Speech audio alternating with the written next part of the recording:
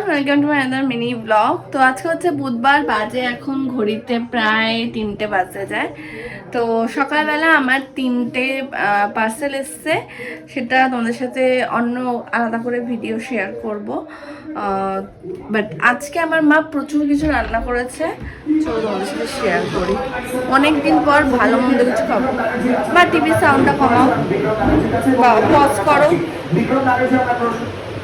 এই যে এত কিছু আমার রান্না করেছে, পটল ভাজা, মাছ, এটা কি শুক্তো কিসের, ঝিঙে না সুন্দর, আর ডাল।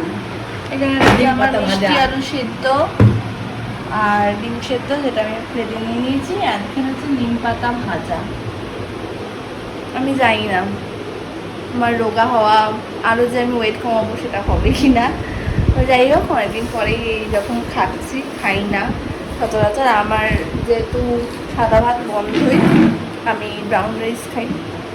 তো চলো, বাজে এখন বিকেল 5:50, যাবো হচ্ছে জিমে। আর এখানে রয়েছে আমার black coffee. Oh by the way, সেনকে মেলা থেকে এই কাপটা কিনেছিলাম, 30 টাকা নিয়েছে। তো চলো খেয়ে দিয়ে এখন যাই। তারপরে চলে গেছিলাম আমি জিমে।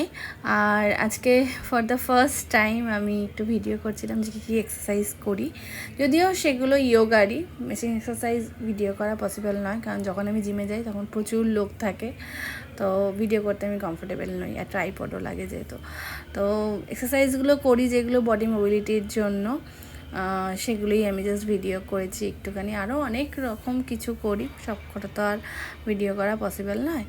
তো আমার ভীষণ ভালো লাগে এক্সারসাইজ বা ইয়োগা করতে, নিজেকে ভীষণ ফিট মনে হয়। আর আজকে আমি ইয়োগা করেই আমার ওয়েট লস করেছি। রিসেন্ট আমি জিমে ভর্তি হয়েছি, তো ইয়োগা মাস্ট করা। তো যাই হোক, যতটুকু পারি যেটুকু পারি করেছি, হয়তো ভুল ত্রুটি থাকবে। তো যাই হোক, তারপরে বাড়ি চলে আসি জিম টিম করে। আর আজকে এসেছিলো ক্যাটারিংয়ের লোক, জয়দীপের বাইক থেকে যেটা ঠিক করা হবে, কী কী মেনু সব ঠিক করা হলো আজকে। তারপরে গেছিলাম একটু কেনাকাটা করতে, কী কিনেছি পরে শেয়ার করবো তোমাদের সাথে।